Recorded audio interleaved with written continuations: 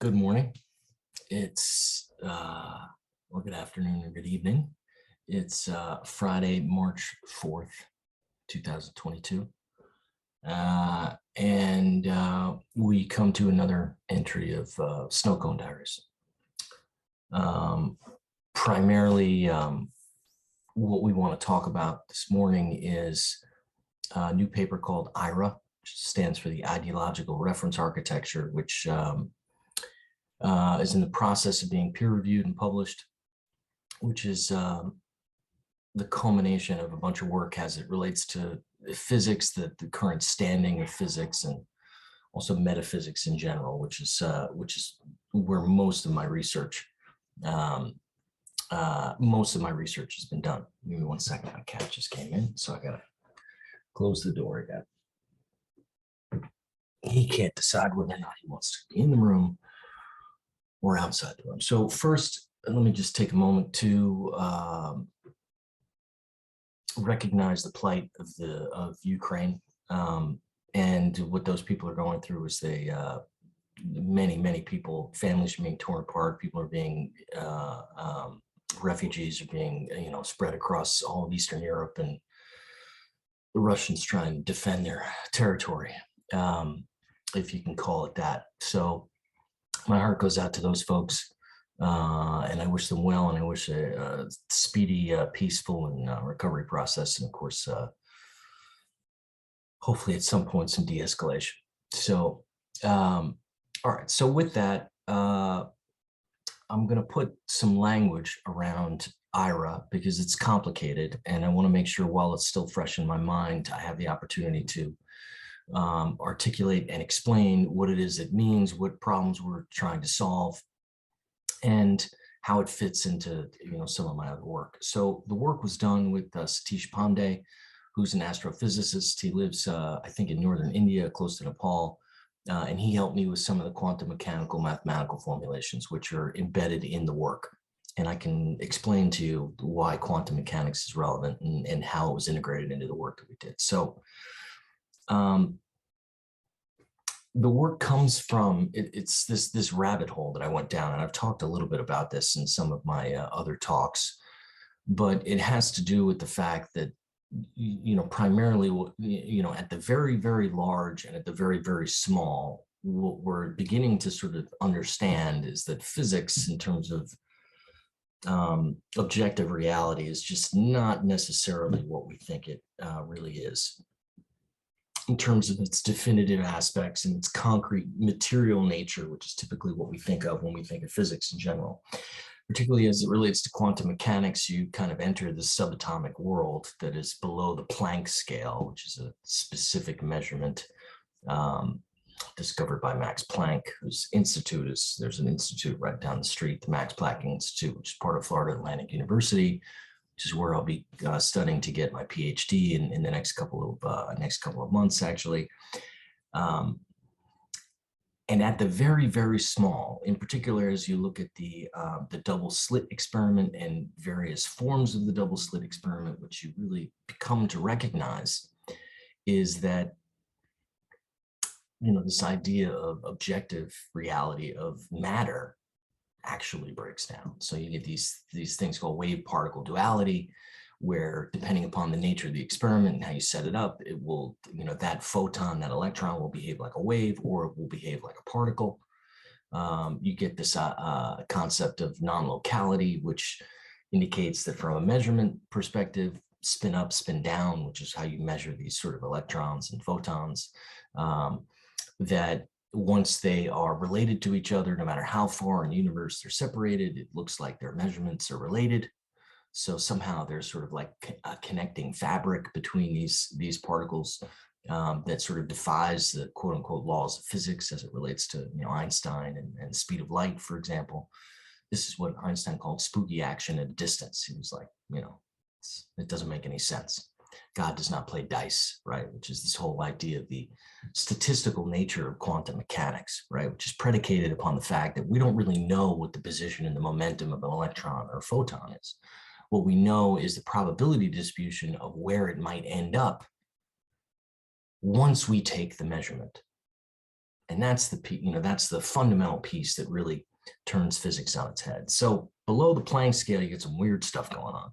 And then above, in the sort of cosmic kind of macro area, you have, in the study of black holes in particular, you have this idea of the holographic principle, which dovetails into some of the work that's been done by Bohm as it relates to metaphysics and also quantum mechanics, and this idea of holography or holograms.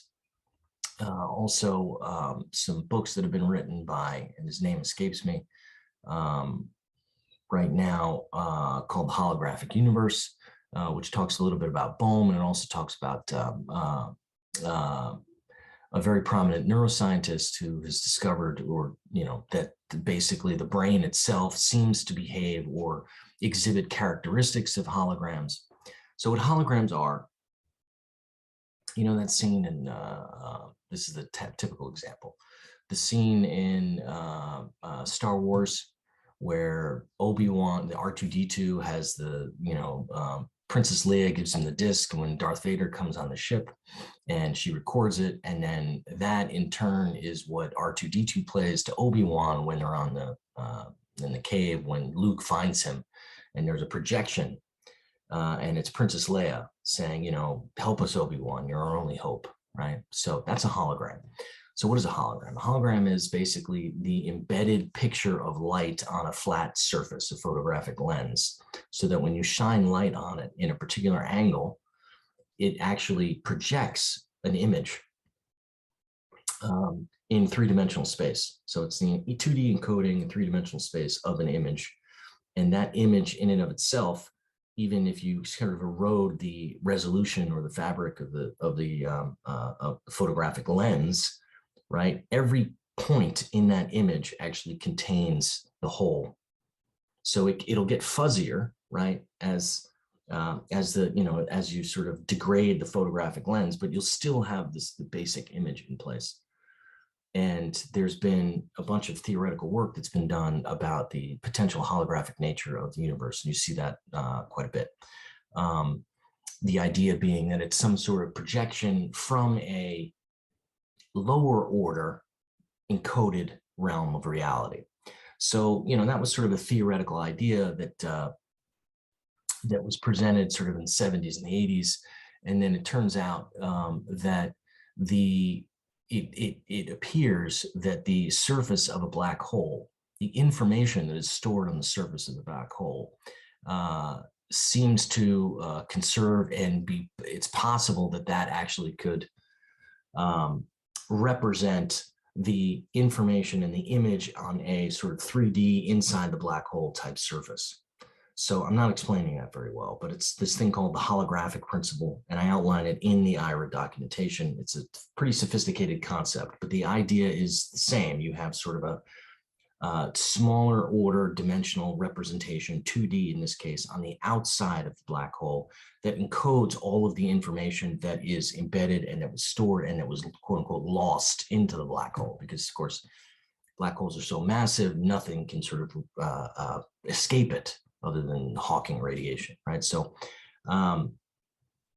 that seems to point to the idea that information, as it's encoded in sort of physical structures like atoms or electrons or molecules or anything like that, seems to behave according to holographic type principles at both the very high end of physics and both at the very low end of physics as well. And so you sort of, what seems to be happening is there's a sort of general consensus that as it relates to, this sort of theory of everything, so to speak, right? Or these sort of the intellectual framework which can explain the broad range of physics from, relativity all the way down to quantum mechanics. It in all likelihood involves information theory, right? Which is sort of that higher order abstraction upon which both the physical universe can be embedded and also the sort of mental and the ideological universe can be embedded, because it's all really in it from an abstract sense dealing with information. Information theory leads you into computer science, theoretical computer science, which is specifically my background. From a professional standpoint, I work with information processing systems, highly scalable, highly secure enterprise information processing systems. And there's a theoretical framework behind that that's embedded in computer science, more or less. And you sort of reach this place where philosophy, theology, to a certain extent, which includes some of these principles, physics, cognitive science, psychology, and computer science kind of all merge. And sort of that idea, I won't present any of some of these images quite yet. I'm not going to get there. So that's sort of the context within which IRA sort of cropped up.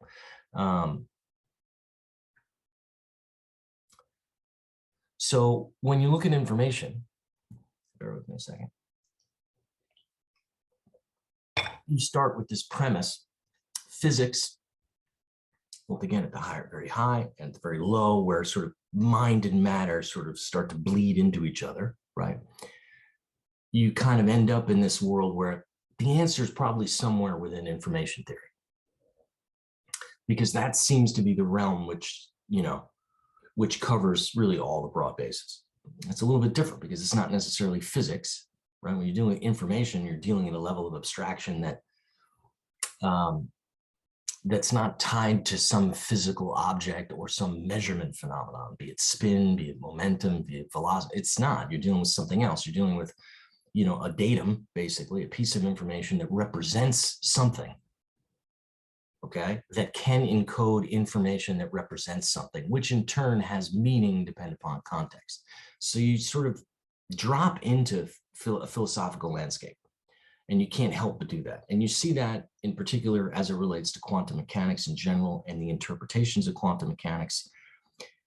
There's been a debate for 90, 100 years since the theory was discovered, right?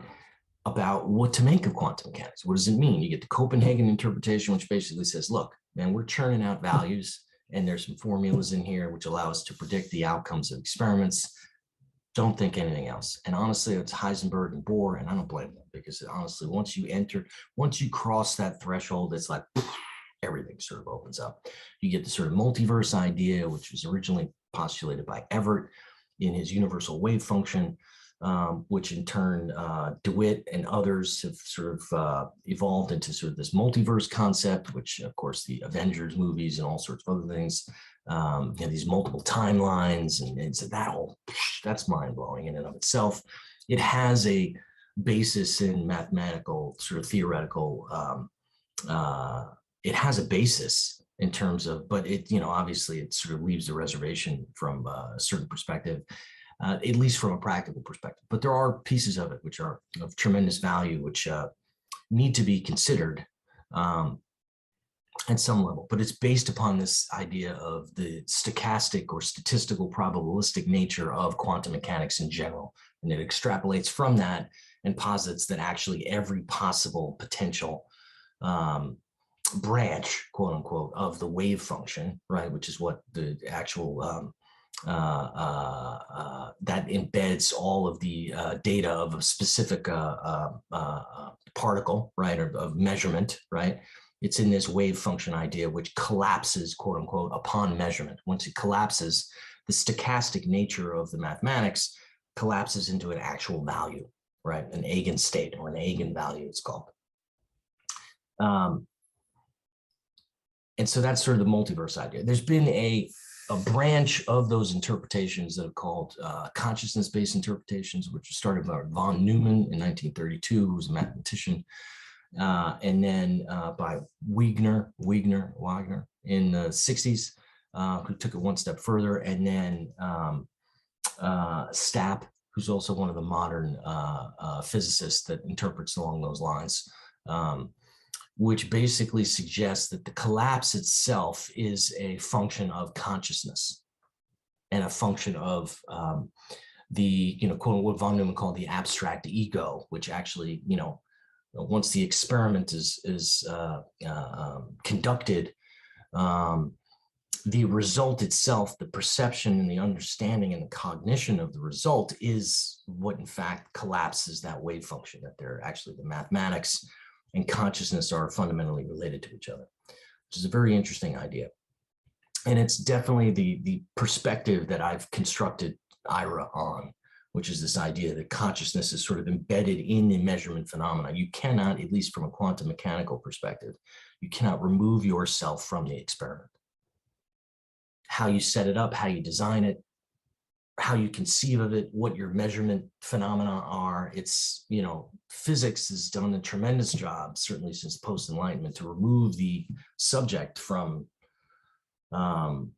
the phenomena so you can get to objective reality. But what quantum mechanics tells you is like ultimately when you go down at that level and that scale, it's, you know, you can't really, those distinctions sort of fall away.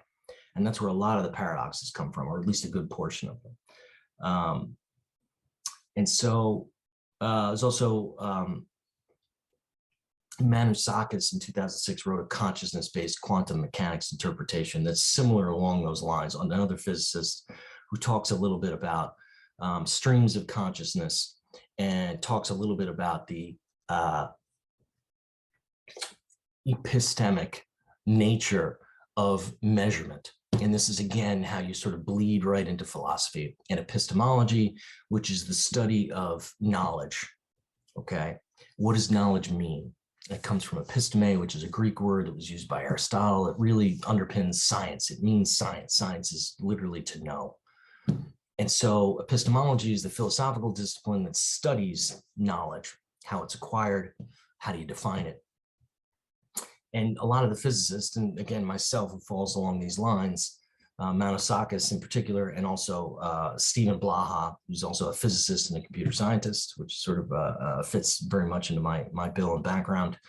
You wrote a book called Algebra of Thought and Reality. It takes a very epistemic view of quantum mechanics as well, which is that ultimately what you're doing when you're measuring is you are acquiring knowledge about a system generically. Right. And again, this uses information theory as sort of an abstraction. You're acquiring knowledge, you're gaining information from that system, and then you're applying some sort of semantic structure around that knowledge so that, you know, you can place it, make sense of it, and understand it. Okay.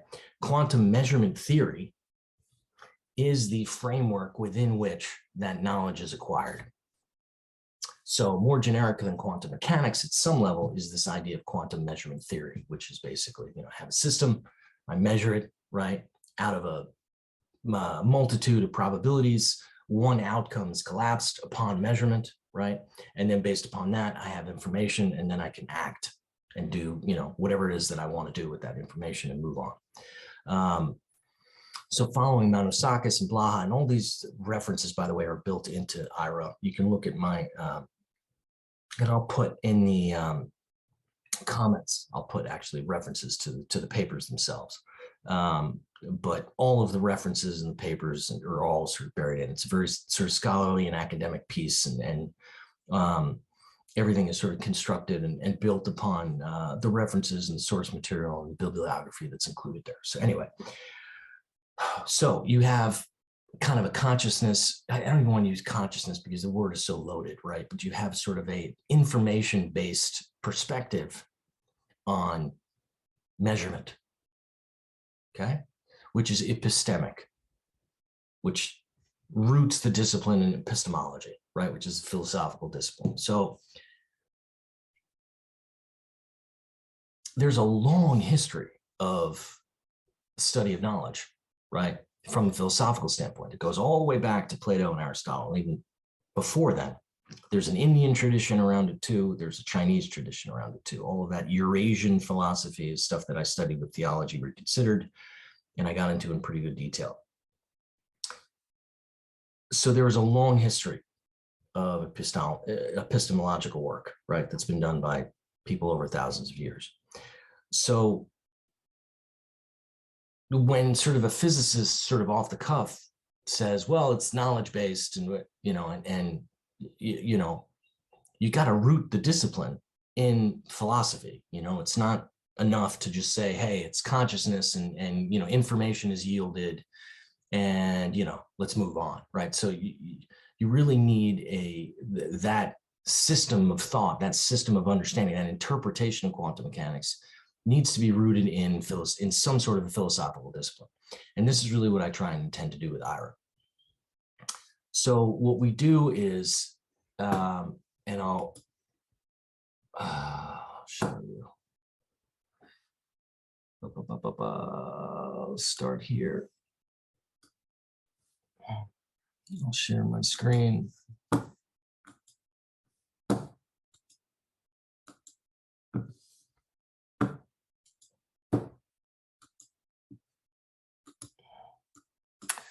So if you could see this, okay, basically what we do is we, let's see if I can,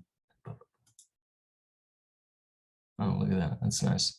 Okay, so basically what we do is we construct an ideological system, okay, ideological, IDEA, and we root the system in Platonic idealism. And this follows Blaha's work in algebra of thought and reality. So you basically say that quantum mechanics is a system of measurement. What it is that we're measuring some sort of information.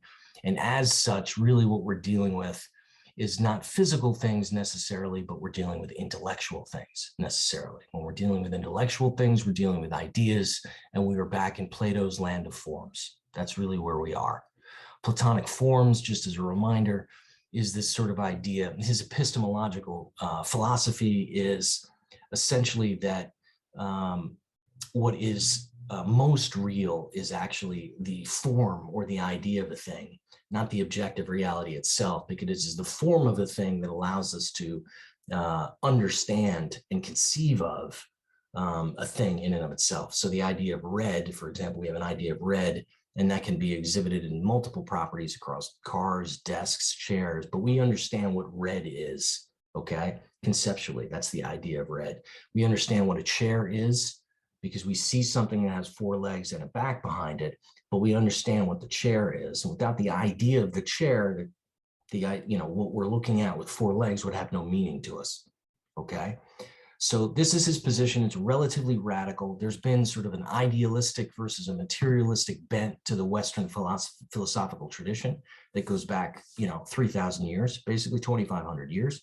Aristotle's more on the materialistic side, Plato's more on the idealistic side. And there's a long list of philosophers that follow and expand and explicate all these different theoretical frameworks that lend themselves to one of those sides or another. Kant's philosophical enterprise was meant to sort of consolidate the two, and we'll get to him in a second, but that's sort of Plato's idealism. So in this, what we call ideological mechanics, which is what we describe, okay, IRA is an ideological reference architecture, which provides a structural as well as a process-based view of how ideas come into existence. That's really what it's primarily designed to do. And this is physics reconsidered, because physics then becomes the manifestation of ideas rather than objective reality that's segregated from ideological space, okay, cognitive space. So in IRA, what we've done is we've taken basically Descartes' view of res cogitans and res extensa, which is the world inside your head and the world outside. Okay, res extensa, extended from you, cogitans is the think concepts. And we've added two layers to that, which refer directly to Kant's metaphysics, logical space and intellectual space, okay?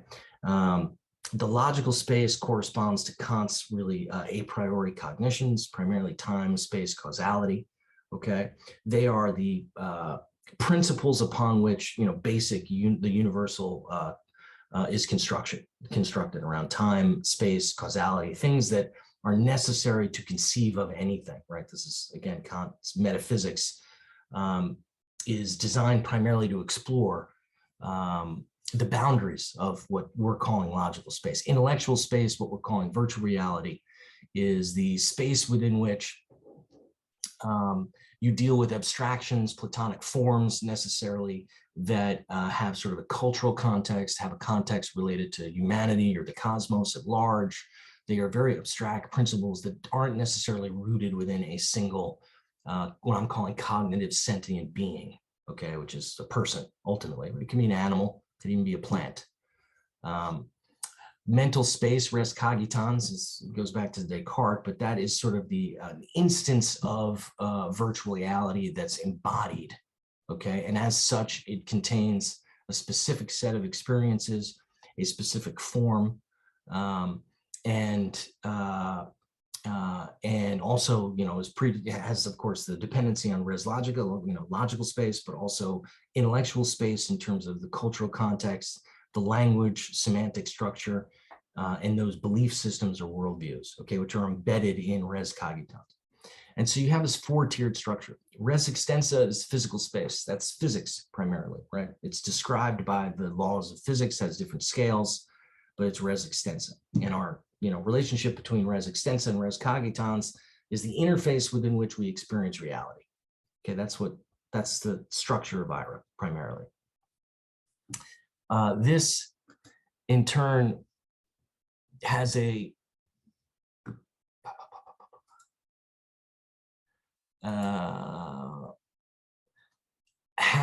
correspondence with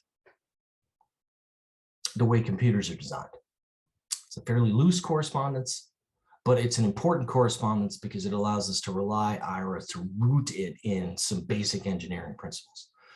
So you've got basically a system BIOS, an operating system, application software, and hardware interface, the embodiment piece, okay? So it's somewhat inverted here, but you basically have a mapping between IRA, the ideological space, and how a computer system is designed. You've got a BIOS, which basically determines how the hardware works.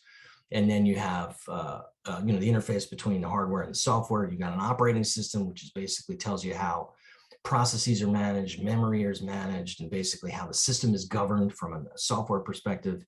Application software, which is specifically designed for particular problem sets, whether I'm walking or whether I'm running or whether I'm reading. You know, you have different sort of pieces of cognitive functionality that kick in. And then the hardware interface, which is, you know, relative to the embodiment, res extensa, which is, you know, the external world and how we interface with that external world. So there's a, you know, a fairly decent alignment, let's say, between IRA and modern computing systems. And we'll come back to that. So I've talked a little bit about quantum mechanics. I've talked a little bit about theoretical physics. I've talked a little bit about the philosophical discipline around Kant and Descartes.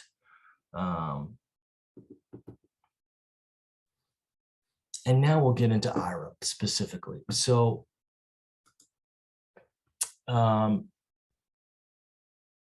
generally, this is another look at IRA, and you can see the intellectual landscape, the mental landscape, and the experiential landscape. These are sort of three different quote unquote territories. And you can see here that you've got the intellect, the mind, and nature, you know, that sort of act in sort of conjunction to each other to bring about experience.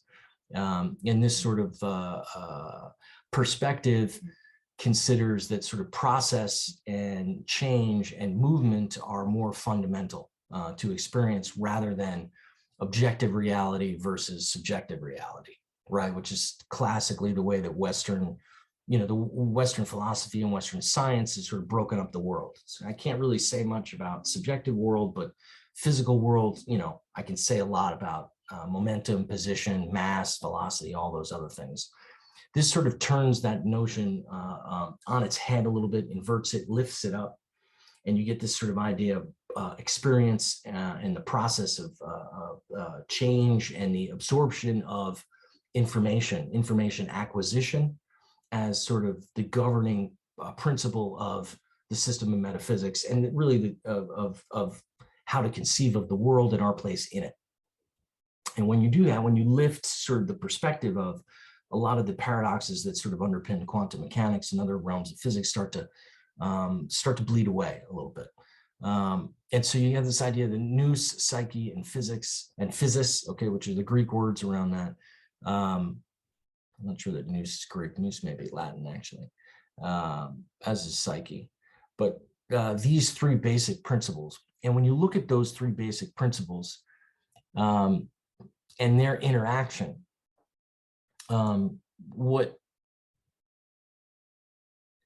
you can see actually is with IRA, you can see actually, and I'm not going to go into too much detail here, but you can see a pretty close correlation to the way that the I Ching is set up and architected, with each of these, what they're called trigrams, have representative values of yin yang, of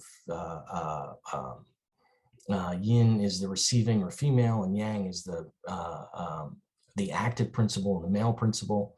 And they are put together here in these trigrams. There are 8 of them. 1, 2, 3, 4, 5, 6, 7, 8. 8 of them, and each one of them represents heaven, man, and earth. When I say each one, I mean each one of these lines. So as the hexagrams are constructed in the I Ching, the hexagram is each hexagram is like hex, has 6 lines in it, 3 on the top and 3 on the bottom. And the way those are interpreted from the bottom up are heaven, man, and earth. And I think that order is right. And so you have these 3 principles, again, heaven, man, and earth, and the sort of system or states that are represented by hexagrams are considered to be very specific, unique states as it relates to these 3 principles, each of which has a sort of an active or a passive element to it. That's basically the design of the I Ching. And really with IRA, you can see how it is that a modern day metaphysical system can be developed, which is akin to that, which talks a little bit, which speaks directly to these sort of the triumvirate of basic forces between mind, the intellect, and nature, and how they come together to form experience. Okay, so there's a pretty good corollary between the I Ching and IRA, and I talk a little bit about that in the work. But you know, it illustrates how it is that the I Ching was conceived, and also why it actually works and functions as a divination tool. And it sort of rests on the idea of state machines, or relative states of the universe. There's 64 of them according to the I Ching, and those 64 states have sort of embedded within it these sort of basic metaphysical principles based on yin yang and based upon the interaction of heaven, man, and earth in between them. And from that, you pose a question to the I Ching, and the I Ching responds with the hexagram. Okay, and the hexagram is then read or interpreted by a priest. That's the way that it works. So that's the basic structure. Okay, so when we look at IRA, there's this concept, this very Aristotelian concept of form and substance. This idea of substantial form, which is called hylomorphism in the philosophical literature. And basically what it means is, this was Aristotle's response to Plato's epistemological framework, whereas, forms are the most important thing, and, objective reality is sort of, an illusion, more or less, which of course has a very strong bent in Vedanta and the Indian philosophical literature around Maya, this idea of illusion, that the world is an illusion, not quite as real as we think. And Plato's allegory of the cave talks about it in particular. He explains in Republic exactly what he conceives of when he says that, forms are the most real thing, and that objective reality is not really what it appears to be. Okay. And so I forgot where I was going with this. So anyway, so you have forms and you have ideas. So the question then becomes, what is the relationship between ideas and the material world, right? And this is really what IRA is designed to explain and articulate and understand, not from the sense of this is absolutely true, but from the sense of this is one way to look at it, such that you can understand the relationship between ideas and material reality a little bit better, which most people don't really understand. And it is really ultimately the relationship between mind and matter. That's really what we're talking about here. And, there's a vast amount of psychological literature at this point, which talks and speaks to the evidence of, hey, if you have a better attitude, your world is pretty much, comes to be in a better place. Well, how does that work, in fact? Well, it sort of rests upon the idea and the notion of that every experience of the material world, of physical reality, is interpreted by us, and you can interpret it in a variety of ways. And if you want to interpret the world as, trying to get after you and trying to ruin you, that you take that idea for a while and you propagate it. And in fact, the world will align itself against you. The inverse is also true. If you think that the world, the universe is trying to help you or bring you to a better place, better state of being, more knowledge, more understanding, then in fact, you will find with that sort of more positive, constructive attitude, the world will align itself along those principles. Why does it work like that?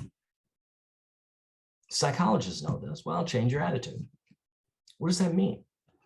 So what we try and do is we try and explicate that using quantum measurement theory, some of the quantum mechanical formulation around the mind-based effect or superposition of decision-making, so that our perspective, our perspective, how we think and conceive of things, in turn determines how reality is presented to us, how we perceive reality. Okay, and this sort of idea is basically embedded in quantum mechanics. This is the consciousness-based or the mind-based view of von Neumann and Wigner and Stapp and also myself, which is this idea that we sort of superimpose an intellectual structure upon which measurement takes place. Well, if you extrapolate from that, really any experience, we superimpose a mental structure on that. Well, that's sort of the same thing we're saying from a psychological perspective. That in fact, how we perceive of the world in turn determines at some level how the world is presented to us. Okay, so mechanically, what does that mean and what does that look like? So we talk a little bit about this process of actualization, okay? And so basically what we do is we take physics is sort of res extensa, this physical reality, but in order to abstract information from it and meaning from it and talk a little, we have to integrate mind, concepts, cognition into the process, okay? Physics, nature, describes not just physical reality, but it describes our experience of physical physical reality, which is cognitive as well as physical. We have an experience, a physical experience, but we have a mental experience. And the two are fundamentally related. You cannot split the two as much as you want. And that's what quantum mechanics tells us, is when you go to that very, very low level, that's what it tells us. Mind and matter sort of meet. And that sort of the stuff that you get when you perform a quantum measurement is predetermined by the framework within which you set up to get that stuff, that measurement phenomena, right? So it's that sort of idea abstracted where you say mind and matter. We want to put a framework together that shows how these two interrelate so we can have a broader sense of physics, which is essentially how the I Ching is constructed. We are an integral process of not just nature, but also physics. That's the point. There's certain value and power to abstracting ourselves out of the system, build machines, technology, yes, but when we're trying to elicit meaning from what does physics actually mean, you have to conceive of a structure within which we are an integral part. Philosophy does this to a greater or lesser extent. It does this by definition at some level. Physics does not by definition. Psychology, of course, does, but doesn't really conceive of physics necessarily. So you get sort of all these disparate tools that crop up, but nothing that sort of integrates everything. And that's what IRA is intended to do.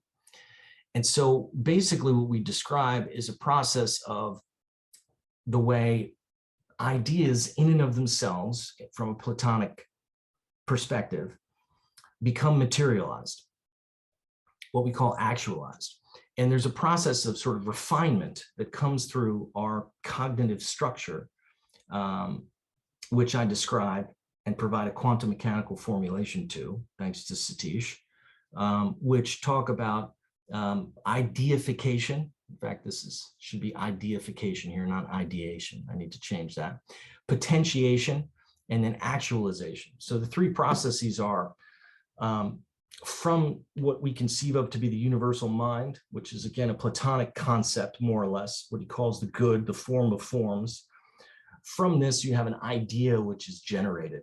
Okay, an idea, all ideas are available to everyone in this sort of universal mind or landscape, which also has correspondence to 0-point field. And there are some various elements of physics that are pointing in this sort of direction. From this sort of universe of ideas, you have a individual cognitive sentient being, which is able to tune into, by its nature, it's able to tune into, given context, physical context, sociological, cultural context, it tunes into a given idea. That idea is cognized, it is potentiated.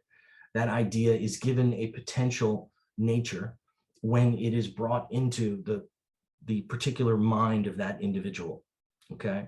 So the typical example that we use is thirst.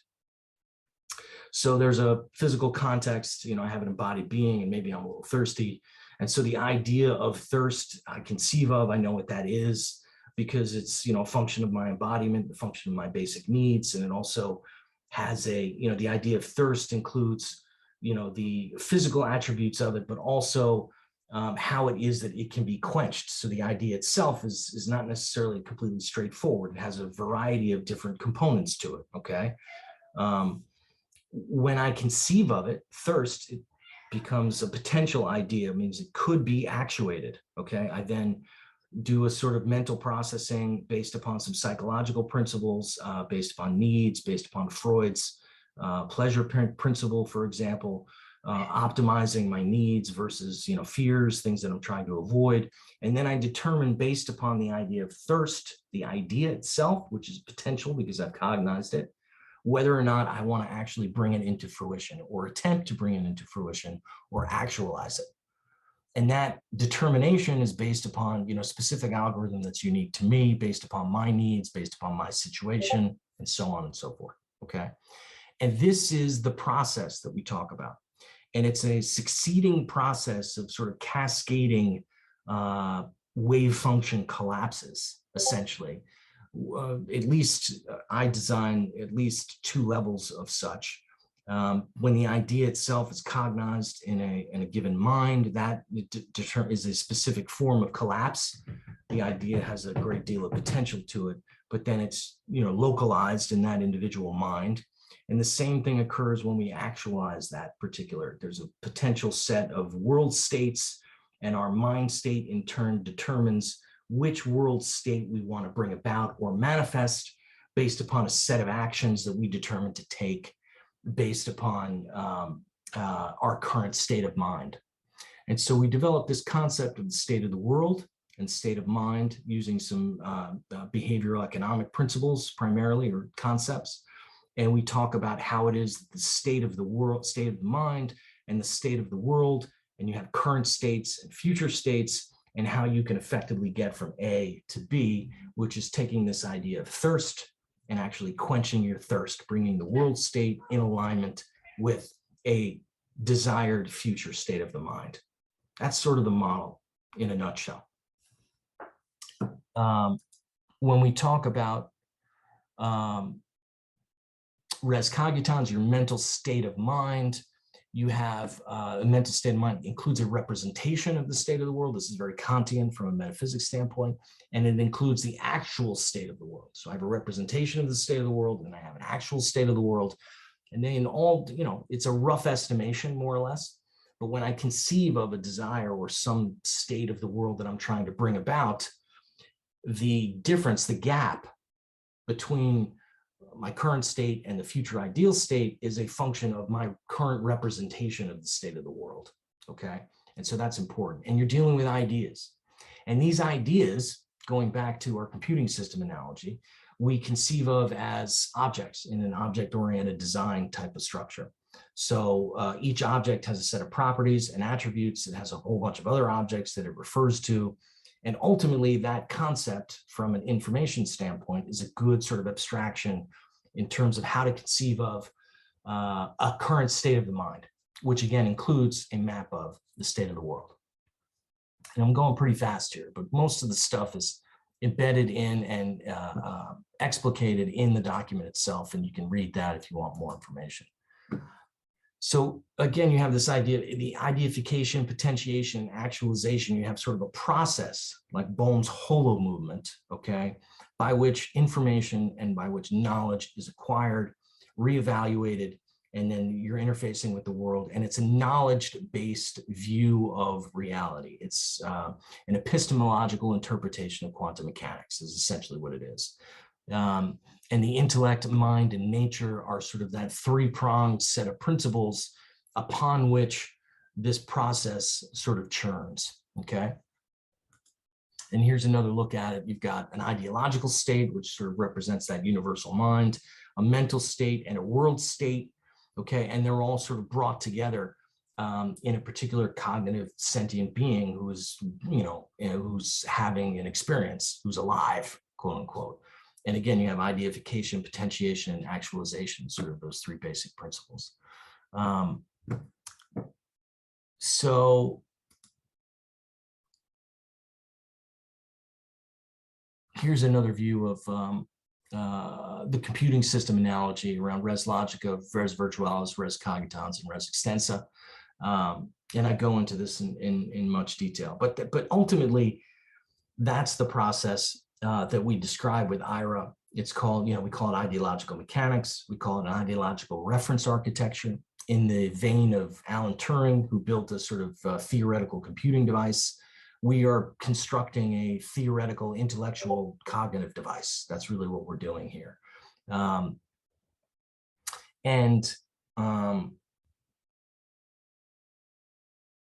last thing I'll talk about with IRA that we haven't really included in this version of the paper, there's a little IRA and there's a big IRA. Little IRA is going to a scientific research journal. It's about 40 pages. And then there's big IRA, it's about 110 pages, which includes a lot more of the philosophical context and some of the other pieces of this work.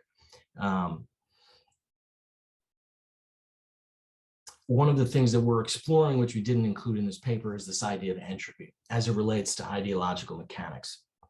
And I'll just spend a couple of minutes on it because entropy is a very complex topic that comes from physics, it comes from thermodynamics, and there's been a information theory based entropic principle based upon Shannon's work in, I think, 1954, which talks a little bit about how you can encode messages over a thin wire, and out of that, it determines the state of quote unquote disorder of a system, which is the way entropy is typically conceived of, but it's much more complex than that. Again, the primary principle is based out of physics and thermodynamics and how heat basically moves to a state of equilibrium unless more energy is put into the system. So it's typically conceived of as a part of a measure of disorder, but it's not precisely that. And it depends upon its principle. And the information theory entropy, while it has some equivalence to the thermodynamic measure, it's not exactly the same thing. It's dealing with two different kinds of things, really. Information versus thermodynamic systems, physical systems. And from an ideological perspective, what we conceive of is you have a current state of the world, and you have a current state of the mind, and you have a desired future state of the world. Based upon your representation of the state of the world that you have in your state of mind, you determine what an action plan is in terms to how to get to A to B. That's basically, the model in a nutshell. And that is a sort of a knowledge acquisition based process as it's conceived. And as cognitive sentient beings, we are designed to fulfill our basic needs, but also from a sociological and cultural context, we have other needs, broader needs. From a philosophical concept, you have sort of other needs of understanding and meaning. Those are all kind of encapsulated and buried into the algorithm, which determines how to act and behave in the world, okay? And so you have this sort of state of mind and you have this sort of state of the world, and they are sort of in this constant interaction with each other, okay? In that system, you have a concept of disorder, relative to a cognitive framework, a given state of mind, and the state of the world. So if you do nothing to revise your state of mind, to revise your cognitive structure, the world by nature, because of entropy, more or less, will become more disordered over time. And by disordered in that context, really what we mean is that the gap between our representation of the state of the world and the actual state of the world will get larger and larger if we do not change our mindset. And you see this from a psychological perspective, okay? So with PTSD, for example, I have a conception of the state of the world and how it should behave and how people should behave, and and then I get sent to war. And then I see these terrible, horrible people getting blown up or whatever. And I have no way to process or assimilate that. Okay, so my state of mind, the conceptual framework that I've developed, does not satisfy, will not compute effectively a state of the world that's been presented to me. And that gap is so large that in many cases, the cognitive sentient being in question can no longer function. And then you have this sort of PTSD that, and some people get sent to institutions, and it takes them, a long, long time to really process what they've seen. And what ends up happening is you have to sort of revise your cognitive structure to make way for or account for these types of physical phenomena. So this relationship between the state of mind and the state of the world has its sort of direct psychological impact.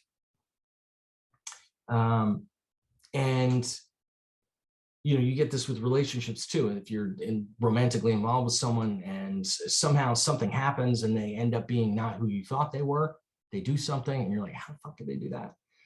All of a sudden your state of mind is off, because the model that you had no longer reflects the reality. And so it's like a system fault. Okay.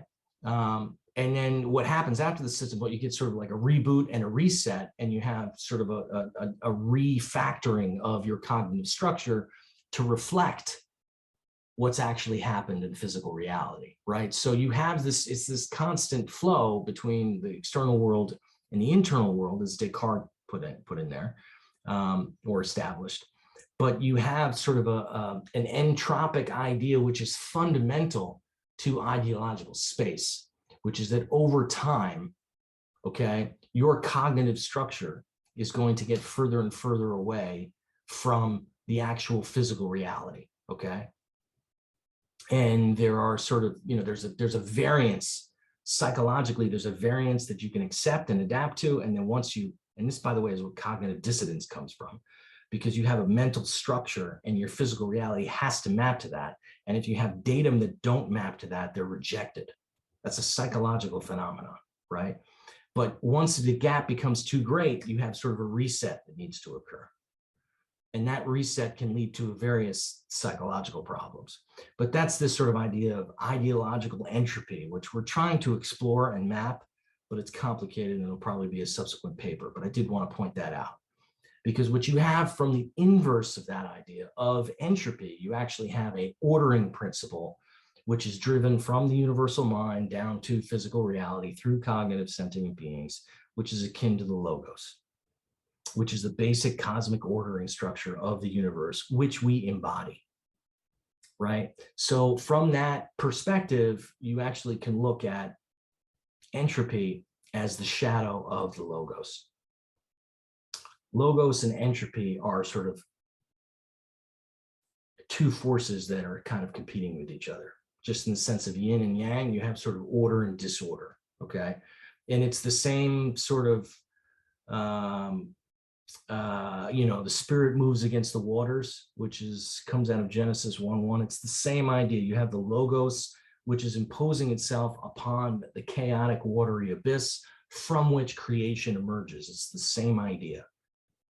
And so you have that's at the cosmic level. And then at the micro level, for us as individuals, we take a chaotic world and we impose order on it. This is what we do. This is the process of creation. Okay. And this is the process that we describe with IRA, more or less, of how we manifest this sort of divine idea of creation, which is epistemic, which is knowledge-based primarily. Okay. So anyway, it's a lot. I did that in 34 minutes. There's a bunch of slides here. I don't know that I'll share the slides necessarily, but I will point to the papers which have some of these images in them, and I'll put them in the, this will get published in YouTube. That's it. You can see Bob in the background, who is in the office, out of the office. Anyway, namaste, Snow Cone Diaries. Have a wonderful day and catch up soon. Cheers.